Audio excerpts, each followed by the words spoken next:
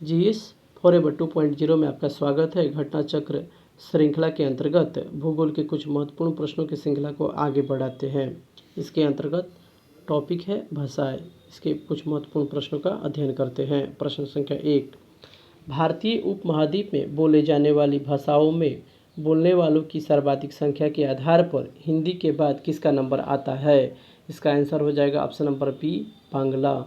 पहले स्थान पर हिंदी, दूसरे पे बांग्ला और तीसरे पे तेलुगु आता है। प्रश्न संख्या 2, हिंदी के पश्चात कौन सी भाषा भारत में सबसे अधिक बोली जाती है? तो इसका आंसर हो जाएगा ऑप्शन नंबर ए, बंगाली।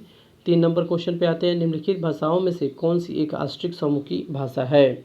तो आष्ट्रिक समूह की भाषा खासी, संथाली, मुंडारी और भूमिज है, इसलिए इसका आंसर ऑप्शन नंबर सी होगा, खासी। 4 नंबर क्वेश्चन पे आते हैं, निम्नलिखित में से भारत का कौन सा सबसे बड़ा भाषाई समूह है? इसका आंसर हो जाएगा option number B, Indo Aryan. प्रश्न संख्या 5 पे आते हैं, नीचे दिए गए मानचित्र में से ABCD क्षेत्र को पहचानना है तथा इसके अंतर्गत कौन सी भाषा बोली जाती है उसको पहचानना है। तो ए नंबर जो है यह पश्चिमी उत्तर प्रदेश के ब्रजभाषी क्षेत्र को सूचित करता है। बी, मध्य उत्तर प्रदेश के अवधी भाषी क्षेत्र को प्रदर्शित करता है।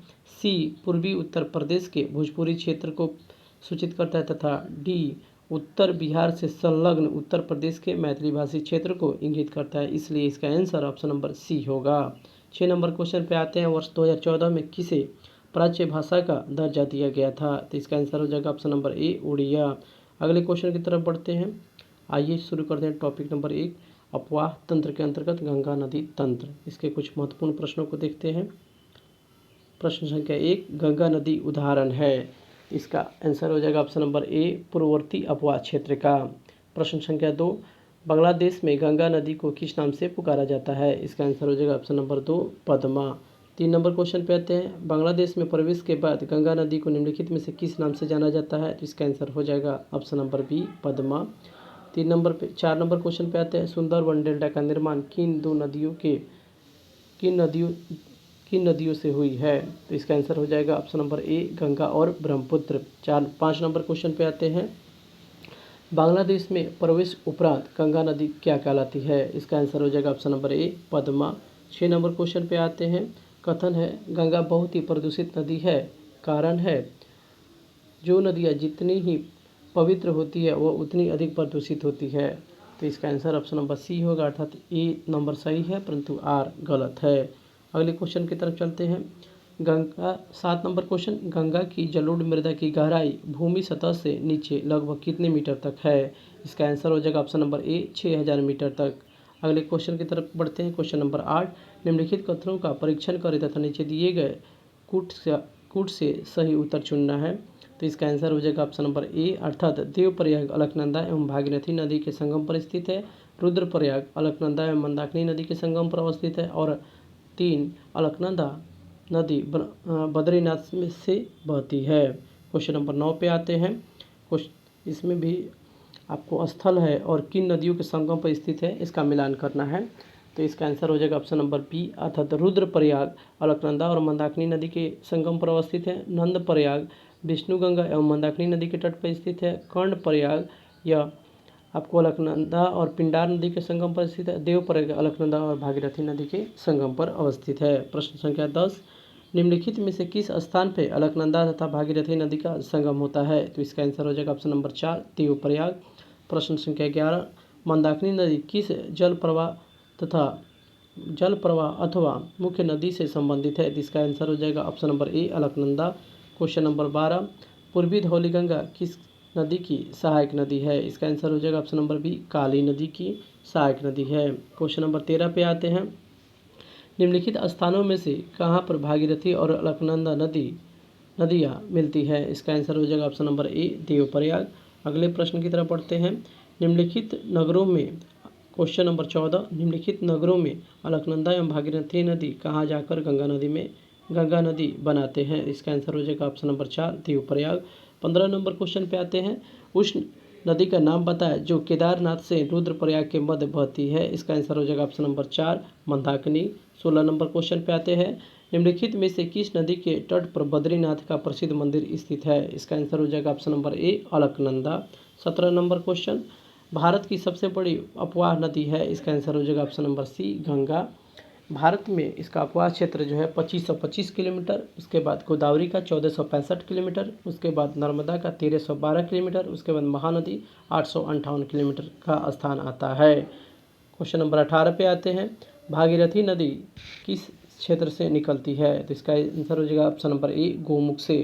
भागीरथी नदी गंगोत्री से 19 किलोमीटर दूर शिवलिंग शिखर के नीचे गंगोत्री हिमनद के गोमुख से निकलती है। क्वेश्चन नंबर 19 पे आते हैं। गंगा नदी की एकमात्र सहायक नदी जिसका उद्गम क्षेत्र मैदानी भाग में है, इसका आंसर हो जाएगा ऑप्शन नंबर सी अर्थात गोमती। 20 नंबर क्वेश्चन पे आते हैं। कथन है दिल्ली और आगरा के मध्य वर्ष के अधिकांश समय में यमुना नदी मृत हो जाती है, कारण इसका है यमुना असतत वाहिनी नदी है। तो इसका आंसर हो जाएगा ऑप्शन नंबर सी ए सही है, अर्थात दिल्ली और आगरा के मध्य वर्ष के अधिकांश समय में यमुना नदी मृत हो जाती है, परंतु आर गलत है। अगले क्वेश्चन की तरफ बढ़ते हैं। Question number 21। निम्नलिखित नदियों में से कौन सा एक यमुना की सहायक नदी नहीं है? तो इसका आंसर हो जाएगा ऑप्शन नंबर 4 रामगंगा। रामगंगा नदी गंगा की सहायक नदी है, जबकि बेतवा, चंबल और केन यमुना की सहायक नदी है। प्रश्न संख्या 22 पे आते हैं। यमुना नदी का उद्गम स्थान है, इसका आंसर हो जाएगा ऑप्शन नंबर बी बंदरपुच। यमुना नदी यमुनोत्री हिमनद के बंदरपुच चोटी के पास से उद्गामित होती है। अगले क्वेश्चन की तरफ बढ़ते हैं। Question number 23। निम्न में से कौन सी नदी यमुना नदी से नहीं मिलती है? इसका आंसर हो जाएगा ऑप्शन नंबर सी सोन। यह जो है गंगा की सहायक नदी है, जबकि केन, बेतवा और चंबल यमुना की सहायक नदी है। क्वेश्चन नंबर 24 पे आते हैं। बेतवा नदी मिलती है, तो इसका आंसर हो जाएगा ऑप्शन नंबर बी यमुना से। 25 नंबर क्वेश्चन पे आते हैं। इनमें से गंगा की कौन सी सहायक नदी उत्तर वाहिनी है? इसका आंसर हो जाएगा ऑप्शन नंबर सी सोन। 26 नंबर क्वेश्चन पे आते हैं। निम्नलिखित में से कौन सी नदी गंगा नदी में बाएं से नहीं मिलती है? इसका आंसर हो जाएगा ऑप्शन नंबर 4 सोन। 27 नंबर क्वेश्चन पे आते हैं। कौन सी श्रेणी यमुना और सोन के मध्य जल द्विभाजक का कार्य करती है? इसका आंसर हो जाएगा ऑप्शन नंबर बी कैमूर। अगले क्वेश्चन की तरफ आते हैं। आइए टॉपिक नंबर 2 शुरू करते हैं। ब्रह्मपुत्र नदी तंत्र। प्रश्न संख्या 1। तिब्बत में उत्पत्ति पाने वाली ब्रह्मपुत्र, इरावदी और मैकांग नदियाँ अपने ऊपरी पाटों में संकीर्ण और समानांतर पर्वत श्रेणियों से होकर प्रवाहित होती है। इन नदियों में ब्रह्मपुत्र भारत में प्रविष्ट होने के ठीक पहले अपने प्रवाह में एक यू टर्न लेती है। यह यू टर्न क्यों बनता है? तो इसका आंसर हो जाएगा ऑप्शन नंबर बी भूवैज्ञानिकीय तरुण हिमालय के अक्ष संधीय नमन के कारण। अगले प्रश्न की तरफ आते हैं। प्रश्न संख्या 2। गंगा में यारलुंग जंगबू नदी को भारत में प्रश्न संख्या 2। भारत में यारलुंग जंगबू नदी को किस नाम से जाना जाता है? तो इसका आंसर हो जाएगा ऑप्शन नंबर सी ब्रह्मपुत्र। प्रश्न संख्या 3 पे आते हैं। तिब्बत में मानसरोवर झील के पास किस नदी का उद्गम स्रोत है? तो इसका आंसर हो जाएगा ऑप्शन नंबर 4 उपयुक्त सभी, अर्थात ब्रह्मपुत्र, सतलज और सिंधु तीनों नदियों का उद्गम क्षेत्र मानसरोवर झील के पास है। प्रश्न संख्या 4 पे आते हैं। निम्नलिखित नदियों पर से विचार करना है और बताना है कि कौन सी नदी अरुणाचल प्रदेश से होकर बहती है। इसका आंसर हो जाएगा ऑप्शन नंबर बी 2 और 3, अर्थात लोही और सुबनसिरी नदियाँ अरुणाचल प्रदेश से होकर बहती है। प्रश्न संख्या 5 पे आते हैं। मानस नदी किस नदी की सहायक या उपनदी है? तो इसका आंसर हो जाएगा ऑप्शन नंबर 4 ब्रह्मपुत्र। प्रश्न संख्या 6 पे आते हैं। ब्रह्मपुत्र नदी तिब्बत में किस नाम से जानी जाती है? इसका आंसर हो जाएगा option number 4 Tsangpo. 7 number question पे आते हैं। ब्रह्मपुत्र नदी का बहाव क्षेत्र है, तो इसका आंसर हो जाएगा option number A Tibet, Bangladesh, उसके बाद भारत। अगले क्वेश्चन की तरफ बढ़ते हैं। Question number 8। निम्नलिखित में से कौन सी ब्रह्मपुत्र की सहायक नदी है? तो इसका आंसर हो जाएगा ऑप्शन नंबर 4 1, 2 और 3, अर्थात दिबांग, कामेंग और लोहित तीनों नदियाँ ब्रह्मपुत्र की सहायक नदी है। प्रश्न संख्या 9 पे आते हैं। तीस्ता के संदर्भ में निम्नलिखित कथनों में से विचार करना है, तो इसका आंसर हो जाएगा ऑप्शन नंबर बी केवल 2, अर्थात रंजीत नदी की उत्पत्ति सिक्किम में होती है। यह तीस्ता नदी की एक सहायक नदी है। अगले क्वेश्चन की तरफ बढ़ते हैं। Question number 10। निम्नलिखित नदियों में से किसके स्रोत बिंदु लगभग एक ही है? इसका आंसर हो जाएगा ऑप्शन नंबर सी, अर्थात ब्रह्मपुत्र और सिंधु नदियों तीनों का उद्गम दोनों का उद्गम आपको तिब्बत का पठार है। अगले प्रश्न की तरफ बढ़ते हैं। टॉपिक नंबर 3 दक्षिण भारत की नदियाँ, इसके अंतर्गत आइए प्रश्न संख्या 1 कथन पश्चिमी घाट की नदियाँ डेल्टा का निर्माण नहीं करती है। कथन है कारण वे छोटे मार्ग से तीव्र गति से कड़ी अर्थात कठोर चट्टानों के ऊपर से प्रवाहित होती है। इसका आंसर हो जाएगा ऑप्शन नंबर ए और आर दोनों सही है और आर ए का स्पष्ट व्याख्या भी करता है। क्वेश्चन नंबर 2 पे आते हैं। कथन है प्रायद्वीपीय भारत की सभी प्रमुख नदियां बंगाल की खाड़ी में गिरती है परंतु नर्मदा और ताप्ती नदी अरब सागर में गिरती है। कारण है नर्मदा और ताप्ती नदी विभ्रंश घाटी से होकर बहती है। तो इसका आंसर हो जाएगा ऑप्शन नंबर ए अर्थात ए और आर दोनों सही है तथा आर ए की व्याख्या भी करता है। अगले प्रश्न की तरफ बढ़ते हैं। प्रश्न संख्या 3।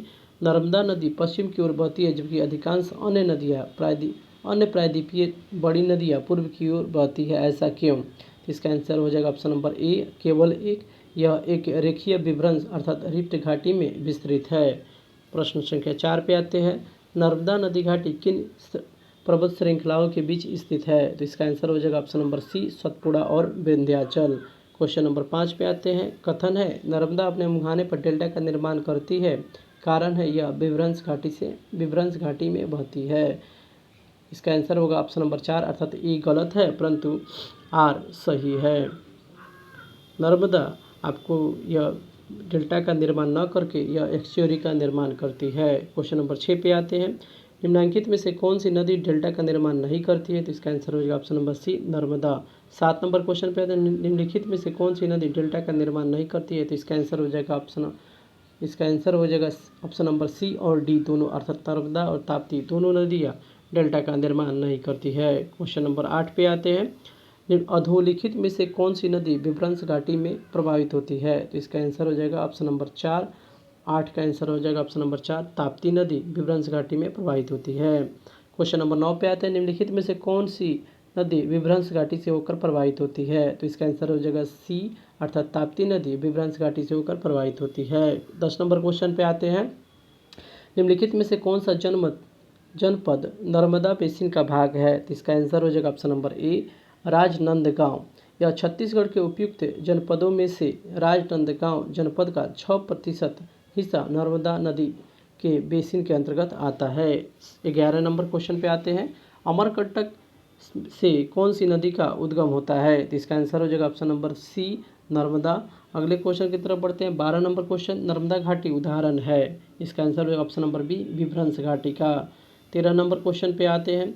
नर्मदा नदी का उद्गम स्थल कहाँ है? इसका आंसर हो option number 4 Amarkantak. 14 number question पे आते हैं। कौन सी नदी रिफ्ट घाटी या विभ्रंश घाटी से होकर प्रभावित होती है? इसका आंसर है option number A Narmada. 15 number question पे आते हैं। इन पश्चिम वाहिनी नदियों में से कौन दो पर्वत श्रृंखलाओं के बीच बहती है? तो इसका आंसर हो जाएगा option number B Narmada. Narmada दो पर्वत श्रेणियों के बीच से होकर प्रवाहित होती है। 16 नंबर क्वेश्चन पे आते हैं। पश्चिम की ओर प्रवाहित होने वाली नदियाँ कौन सी है? इसका आंसर होगा ऑप्शन नंबर ए 1 और 2 अर्थात नर्मदा और ताप्ती नदियाँ पश्चिम की ओर प्रवाहित होने वाली नदियाँ हैं। 17 नंबर क्वेश्चन पे आते हैं। निम्नलिखित में से कौन सी नदी पश्चिम की ओर बहती है? तो इसका आंसर हो जाएगा option number B Narmada. 18 number question पे आते हैं। निम्न में अरब सागर में गिरने वाली नदी कौन सी है? इसका आंसर हो जाएगा ऑप्शन नंबर बी ताप्ती। अगले प्रश्न की तरफ बढ़ते हैं। प्रश्न संख्या 19। निम्नलिखित में से कौन सी नदी 3 बार 2 धाराओं में विभक्त हो जाती है और कुछ मील आगे जाकर पुनः मिल जाती है और इस प्रकार श्रीरंगपट्टनम, शिवसमुद्रम और श्रीरंगम के द्वीपों का निर्माण करती है? इसका आंसर हो जाएगा option number A Kaveri. 20 number question पे आते हैं। कावेरी नदी का उद्गम स्थल है। इसका आंसर हो जाएगा ऑप्शन नंबर बी ब्रह्मगिरी पहाड़ी।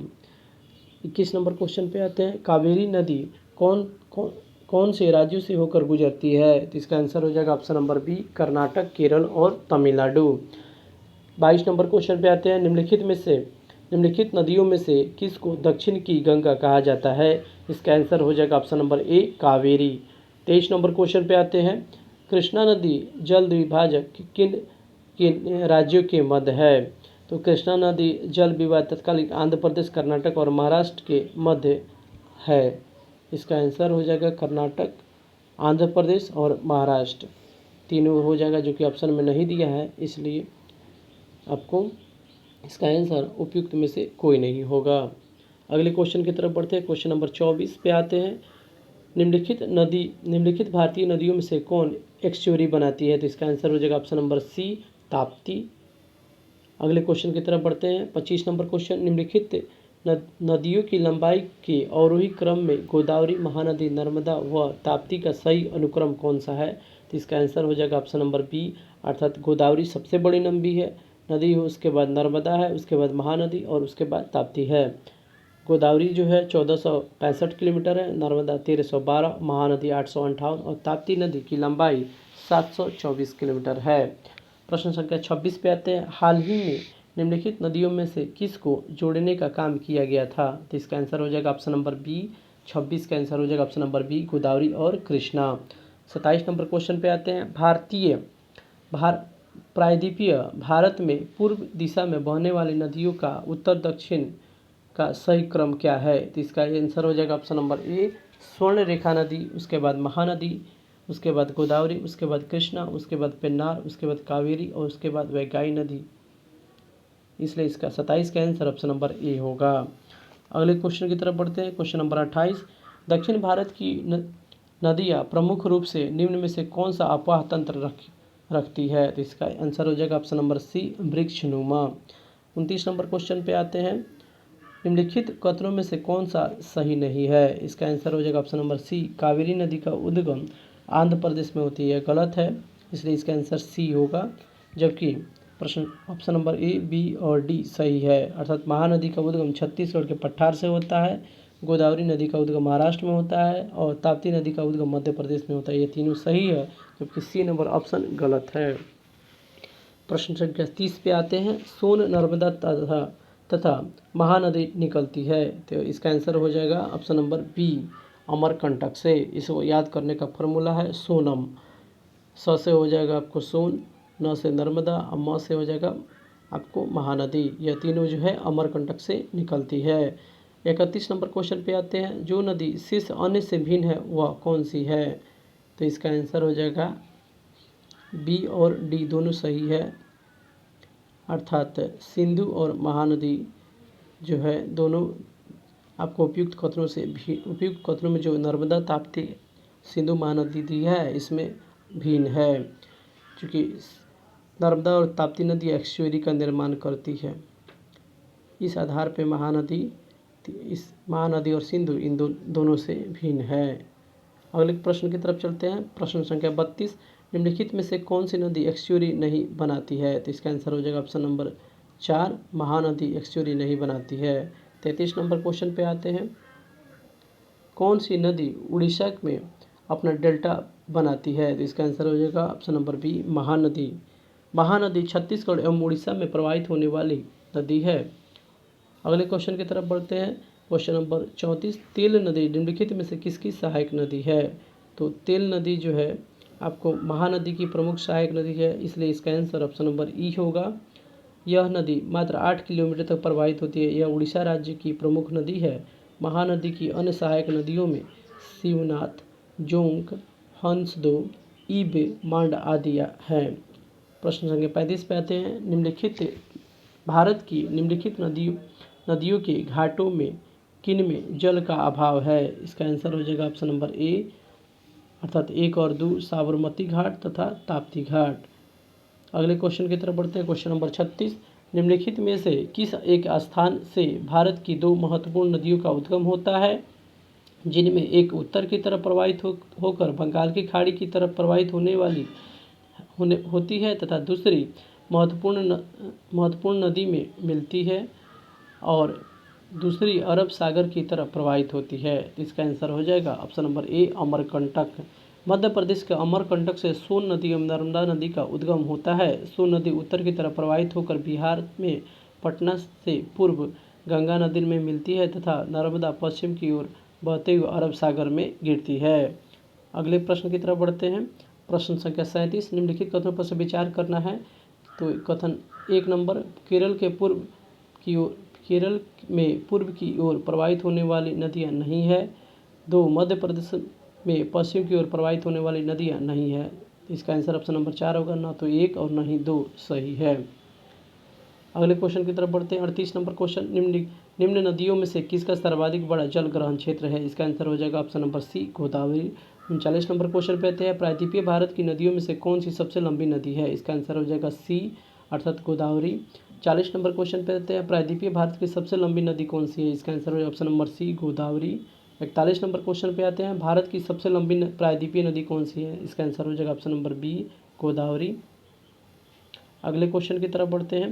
क्वेश्चन नंबर 42, निम्नलिखित नदियों पर से विचार करना है, उपयुक्त में से कौन सी गोदावरी की सहायक नदी है, यह पहचानना है। तो इसका आंसर हो जाएगा ऑप्शन नंबर डी, 2 और 3, अर्थात इंद्रावती और प्राणहिता गोदावरी की सहायक नदी है। इसी के साथ यह वीडियो समाप्त किया जा रहा है। अगर यह वीडियो आप लोगों को पसंद आ रहा है तो कृपया इस वीडियो को लाइक, शेयर और सब्सक्राइब जरूर करें। धन्यवाद।